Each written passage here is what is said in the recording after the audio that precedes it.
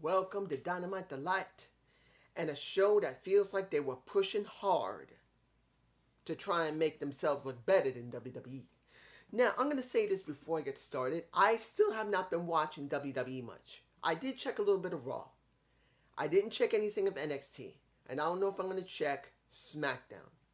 For me personally, even though hearing JD and just Alex say, oh, things are changing, I'm not going to jump on the bandwagon immediately.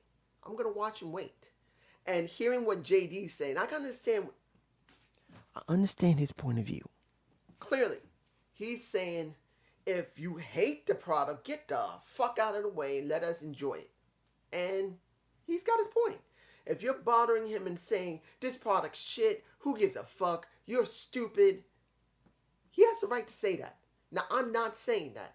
I'm just not going to jump on the bandwagon because everyone says jump on the bandwagon. I'm going to slowly watch and see the product change. And if it does change enough, I will probably pick one of the shows to do reviews on. I'm not doing all of them. Look, guys, I'm not JD, I'm not just Alex, I'm not Solomon, so I'm not the Wrestling Inc. podcast. I cannot do every single show. I can't do SmackDown, Raw, NXT 2.0, and then try to do on top of that Dynamite, on top of that Rampage, on top of that if I can, because I was supposed to get a lot of my animation done. I'm behind, so I've been trying to catch up, so I haven't been able to do the trip. I'm angry that I can't do Power USA and try to look at another show like OVW or ICW. I know I said ICW. I don't know about it. West Coast Wrestling. I've been trying to do that, but my animation, I got behind on. I got stuck. So I've been trying to figure that out. So then I can't do the other stuff. So I'm not going to be like everybody else that's going to do a review of every wrestling show. I may do wrestling, maybe Raw, and then maybe I might switch over to NXT. And then I may switch over to SmackDown. I probably may watch them, but I won't review absolutely everything. I'm not going to burn myself out. I have an issue I could. I don't want to hurt myself. Remember, I have depression and anxiety. I don't want to put too much stress on myself because then I may destroy myself trying so hard to get it done right. Sorry, I had to say that. You guys need to hear it. Now, in this show, we got a lot done. I'm not going to do any images in here because this is a pretty much straightforward show, but it was a really, they were trying to push really hard how great their wrestling is and how the storylines are developing. Look what we got here. We got Jay Lethal versus the Orange Cassidy. Now, I like to say thank you for looking at my Ric Flair's last match. I thank you very much. I didn't expect you to watch it. Honestly, the first day, there was only maybe 20 people or 25 people who watched it. And I didn't expect anything more. It's over 100. I think it's like 110, 140 at this point. I don't know how many. I haven't looked. Not since day before yesterday. I don't remember. So the last time I saw was maybe about 120 or 110 by yesterday. I think day before yesterday. So I don't know what's going on now. But thank you. But seeing Jay Lethal had this match with Orange Cassidy, and seeing that, I thought that best friends Chuck as well as Trent were going to be heels, and they're not. You got them both, one on, I think it was Chuck who was on the bottom and Trent who was on the top, and they're trying to stand taller than when it's Satnam Singh. They're still acting as they were. I think someone must have said, dude, you two are faces. We're not going to throw you into the heels again. It looked like it might have been working, but no, you're going back to faces. Orange is a face. You shouldn't be turning the heel. Let you stay face. And that's how it went. So the match itself was good. Seeing that Orange Cassidy sold decently well, his knee injury was fine. Seeing Jay Lethal won is fine because of what happened with the show. Let's be honest. Jay Lethal, yes, that it didn't look great for what happened in the last match of Ric Flair, but they got to do something to make him look good, particularly after he lost in that debacle of a match. to Ric Flair. So they got to make him look good because many people did watch the pay-per-view. Now, you did get Wardlow coming out, and pretty much when that interview happened after the match, and Wardlow does come out, and pretty much now we're going to get a TNT match between Jay and Wardlow when it's on Jay's terms. Fine. The question is going to be how far they're going to push Jay Lethal to make him look good enough for Wardlow, because I don't think it's happening next week. It could be. I'm not sure. Now, we had a tag team match. Baker and Hayter versus the Thunderstorm. Now, supposedly, I don't know why they said this, that Baker and Hayter coming out with the when she's ready to come out Rebel. I'm going like, wait, what? Why did they bring that up? Why did they say when eventually she'll come out for? What was that about? Was there an argument in the back? Was that teasing Rebel is going to be breaking away from Hayter and Baker? What was that? I don't know what the hell they said that for. Is it because they're trying to set up Rebel to begin to break away from Hayter? Because she's been with her practically the beginning of the entire company. Look, Rebel's been, or Reba at that time, has been with Britt Baker since practically almost the entire beginning of AEW. Like the first 5 or 6 months after 4 to 5 months after AEW started, that is when she got working with a Britt Baker. So maybe this might be setting her up to break away, or they just wanted to punish her for something. I don't know why. I could be wrong. It was an okay match, but this was about miscommunication between a Toni Storm and a Thunder Rosa. It happened twice. Between Thunder Rosa and Toni Storm, where Toni was supposed to tag the Thunder Rosa to get in the ring, but she forgot, and both the women got out of the ring, and the ref had to say, hey, you're not done yet. Oh, and Toni had to go back in. They had a little bit of miscommunication. Eventually, Toni did get nailed in the face by Thunder Rosa by accident, and the match was over, and Hayter and I gotta say, Jamie Hayter is, damn, that Brit is gorgeous. I would love to have her as my girlfriend. Yes, I know, saying, dude, why do you want a 20-something-year-old girl when you over 50? You should be going after a woman. Look at his face. That gets you. I don't know, I would like her. She seems to be nice. Okay, the Undisputed Elite. Now, at first, guys, I got caught. I thought Adam Cole was turning face. I really did. I thought he was turning face. The way he talked, he said he's still not cleared to wrestle, and he's trying to make it very clear that the Undisputed Elite is still one of the best factions that this company has. And we have the most important thing that makes us the greatest, not just our abilities, our natural athleticism, we have loyalty. But he made it very clear to the Bucks, hey, look, we got to talk because something's going on here because of the trios title tournament. You're not able to take Kyle O'Reilly. He's hurt. I'm hurt. And you're not taking Bobby Fish. He's not hurt, but you're not working with him. So when it comes down to it as a team, you cannot continue. You're done. You cannot continue in the tournament. And the Bucks get upset. And he said, look, I'm not trying to be rude. Maybe I should rephrase this. Smack, a punch, a kick. And I believe Nick got injured, whacked, and he's acting injured. They're getting their asses handed to him. And pretty much, you see a little kid in the background crying when you see that Adam Cole baby turns and destroys the Young Bucks. You saw this kid crying. He is crying his eyes out. I don't have the shot, but you see it. And then Hangman Page comes out to try and save the Bucks. And Hangman Page puts his hand out. And I believe it was Nick, not Matt. I could be wrong, could have been Matt. But Nick grabbed him, was willing to take the hand and pull up.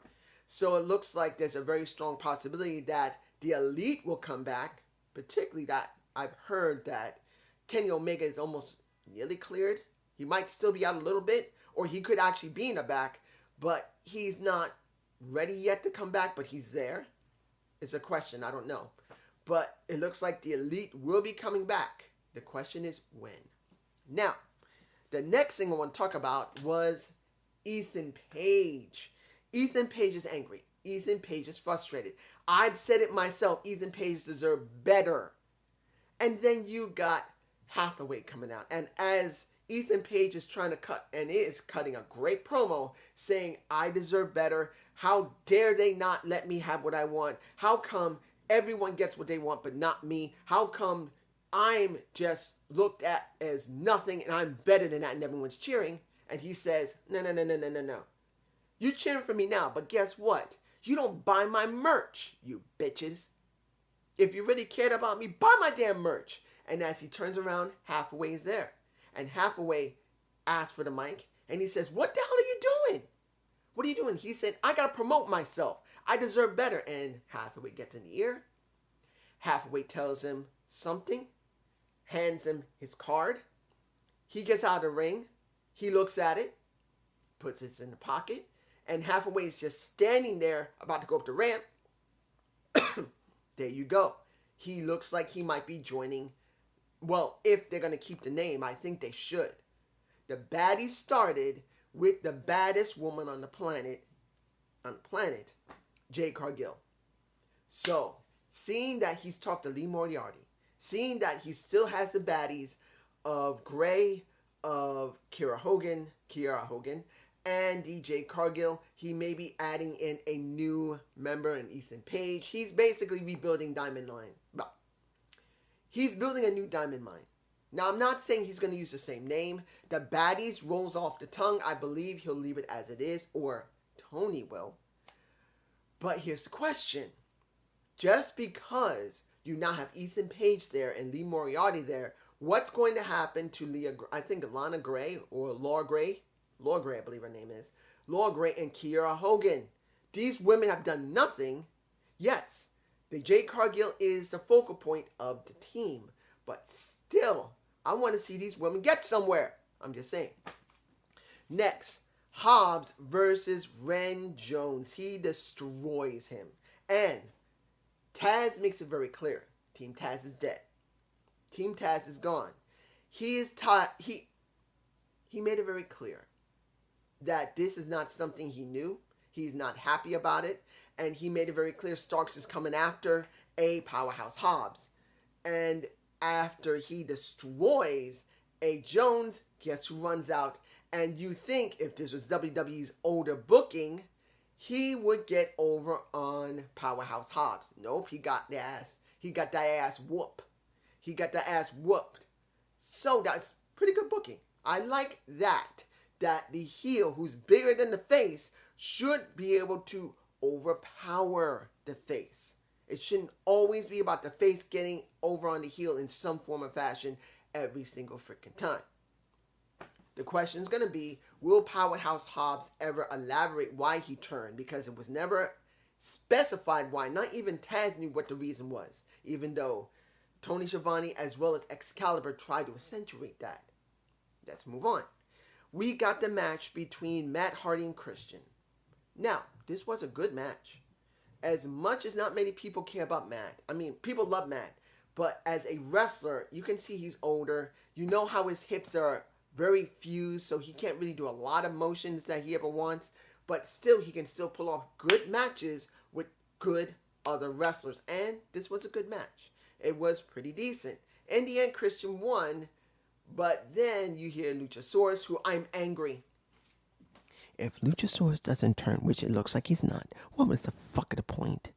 This was so stupid to make Luchasaurus a face. They could have left him off TV, and it should have been left that way. I'm angry Luchasaurus got treated this way. I'm sorry, guys. If anybody's happy Luchasaurus went from heel and back to face, why? Explain why. Why are you happy to see Luchasaurus go from a really good heel after turning, and then just jump right back in the face to make this all about Jungle Boy? Honestly, they could have just left Luchasaurus as he was. He could have done matches on his own, and you can see Christian bothering him, but he doesn't turn, and he could have stayed face, and then once Jungle Boy comes back, then there would be no difference, because it didn't matter. This was garbage. Luchasaurus deserves better than that. If anybody thinks he's got the best what he's ever deserved, I think not. Explain why in the comments. But you saw Jungle Boy, who was ejected earlier. Supposing I didn't get a chance to see the very opening where some people almost got run down. I think by either Christian trying to drive something or Jungle Boy trying to drive something. I missed it. I went and watched Dynamite a little late because, as I said, I've been working on my animation, so I forgot. But here, seeing that is fine, but still, Luchasaurus is an eyesore. I'm angry. Let's move on. We got the tag match. Well, the dumpster match. It made my mouth quiver because I'm trying to. How do I describe the dumpster fire match? I mean, it's just a dumpster match, but what do you call this dumpster fire of a match? It's not a bad dumpster fire. It's actually a pretty good match. And like I said, they're pushing hard. They're trying to really make themselves look more important and stronger than WWE is, because now Papa H. It was a good match. I'm not saying it was great, but it was a good match. You see how Austin and Colton, they didn't do bad in it. When you see Bolton and Cassidy there, you can see they did much better. In the end, you saw the Acclaim win. And then you see basically after they locked the top, and WWE has done this themselves, I think at least once. I can't remember the last time they did a dumpster match, or at least something that was closed, like a box or something, and they throw it off the side of the stage. It's pretty much the same. The question is, where did it go from here? I kind of wish that Colton and Austin had been the faces, and the Acclaim stayed heel with the Papa Billy.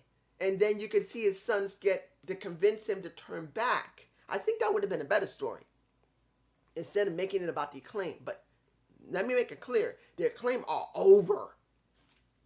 When they were heels, they were really over. Now as faces, they're still really over. So I'm not taking anything away from it.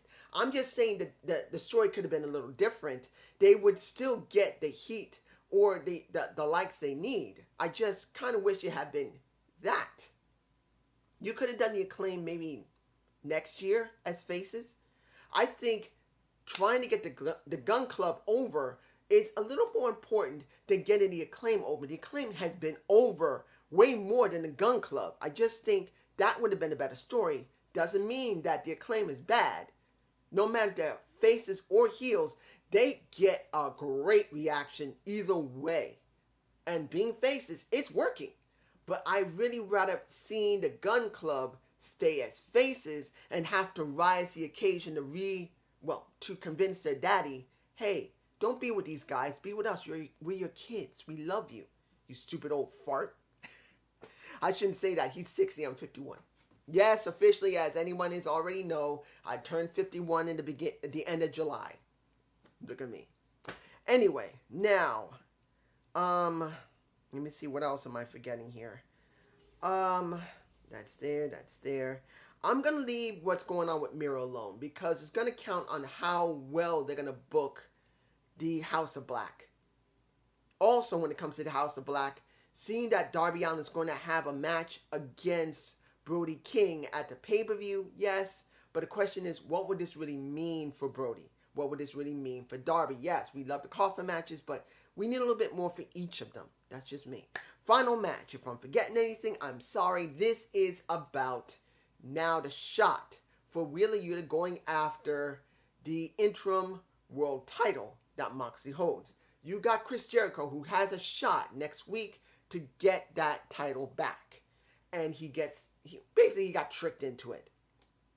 So if Wheeler Yuta won, he gets that title shot instead of Chris does. I would rather, I'm sorry guys, I may be in the minority, but honestly, I would have liked to see Wheeler Yuta's pure championship on the line as well. If Chris won, why not make him the pure champion? Why not? Why not? It would be a nice change for Chris Jericho, not only to go and do a pay-per-view for ROH, it would also mean a different style of wrestling where he has to be a little more technical. Yes, he's much older. He can't really move around like he used to.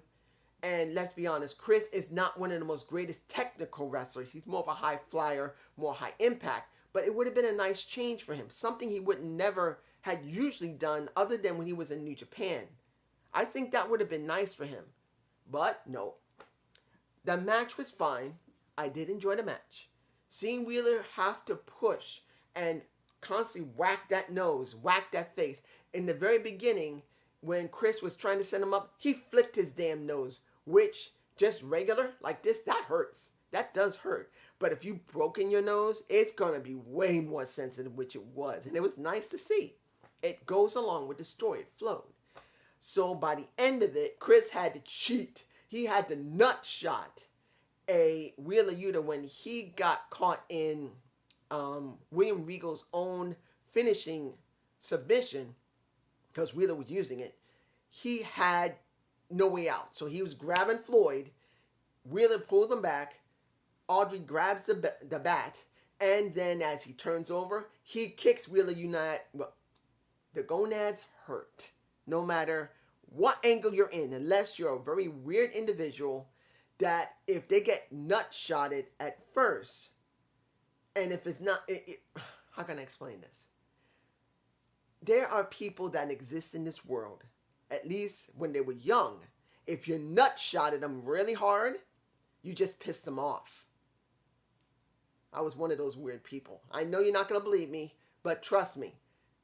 The wife I had, my girlfriend, used to do that on purpose because she nut shot at me by accident once. I got angry, but I didn't stop doing what I was supposed to do. She accidentally nut shot me. I got angry, but I just kept doing what I did. So being a one nut guy, I'm going to say I have no shame in it. I'm 51 years old. I'm not scared. Why the fuck would I be scared to say I have only one nut? I ain't going to get upset. I wasn't born like that. I lost it to gangrene, unfortunately. But she loved to nut shot me, literally. Just to see me get pissed off and come after her. She enjoyed me getting angry, because I'm more of a gentle person. I don't like to get angry. It's not part of my personality. If you guys already noticed that after all these years of watching my sorry ass, I'm a very gentle person. I don't like to get angry. I don't. But the reason I brought this up is that it still makes me angry that Wheeler Yuta's title was not up for grabs along with that title shot to the interim title. I really believe it should have been with that as well. But now Chris now has to be Lionheart Chris Jericho, not the Painmaker Chris Jericho, the Champion Chris Jericho, the Demigod Chris Jericho, or the Wizard. He has to now be the original the original Lionheart, which I'm not saying he can't still go in the ring. He did a good match. He's still good at his age. I'm nearing 50, 51, 52 now. I think he's about a year. No, he's the same age as me, but just a couple of months older than me. So he will be, younger than me. I'm July, and I believe he's October. Or was he March? I can't remember when. He's either ahead of me a couple of months or behind me a couple of months, because we're both in the same year. So I know he can still do it. But that's just me. So was this a good show? Yes, it was. But was this pushing hard, not just for the pay-per-view or the theme pay-per-view, but to prove to the fans that we are going to compete in a sense that, yes, we know Papa H. We know Paulie is now taking over. And they're not talking about Paul Heyman, which he could help out. We're talking about Paul Levesque, the one who did what we're doing now. He did it years ago. We notice what he's doing. We're not stupid. We know we're going to have to push harder now due to the fact that the company that was always crap has now begun to turn. And it's going to be harder for us to really get our business done, because we know now we got an issue. I'm not saying that WWE is going to be perfect. And I don't even know when the changes are fully done, is it going to bring in more fans any better than AEW? I don't know. But honestly, I'm telling you like this. Whichever happens, whatever happens, there's going to be content for people that either going to review it, is going to complain about it or is going to watch it. Remember, the people who review it will complain or basically be shilling for it, or somewhere in between like me. I try to do in between. Try not to shill too much, but I try not to shit on it too much. Then you got the people who flat out hate it or love it, and they will say on Twitter, Instagram, anything else, fuck you, it's better than anybody. And then you got the last ones. So it's up to you who are watching, who will say nothing, if this is going to be fun for you or not. But that's just me, and I hope you enjoyed the Zane View. Please give me a comment below. Oof, it's warm in here. Have a good day. Have a good night. Peace.